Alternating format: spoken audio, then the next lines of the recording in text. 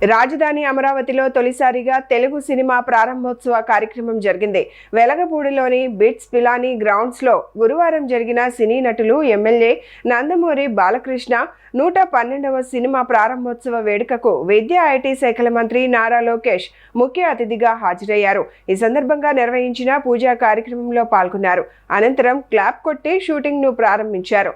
బాలకృష్ణ కుమార్తె Tejaswini camera switch on చేశారు. ఈ సందర్భంగా మంత్రి లోకేష్ మాట్లాడుతూ సినిమా ప్రారంభోత్సవానికి ఎప్పుడూ వెళ్లలేదు అని, ఈ అద్భుత అవకాశం ఇచ్చిన బాలకృష్ణకు ధన్యవాదాలు తెలిపారు. బాలకృష్ణ నాయకత్వంలో తెలుగు సినీ పరిశ్రమను రాజధాని అమరావతిలో పెద్ద ఎత్తున ప్రోత్సహించే లక్ష్యంతో పనిచేస్తున్నామని, సినిమాతో పాటు క్రియేటర్ ఎకానమీని కూడా పెద్ద ఎత్తున ప్రోత్సహించాలనేది ముఖ్యమంత్రి చంద్రబాబు ఆలోచన అని వ్యాఖ్యానించారు. ఇందుకు కావలసిన మౌలిక సదుపాయాలను ఏర్పాటు చేయాలనే లక్ష్యంతో రాష్ట్ర ప్రభుత్వం పనిచేస్తోందని తెలిపారు. ఇది పవిత్ర భూమి అని, భవిష్యత్తులో మరిన్ని సినిమాలు ఇక్కడి నుంచే ప్రారంభించాలని కోరుకుంటున్నట్లు మంత్రి లోకేష్ తెలిపారు.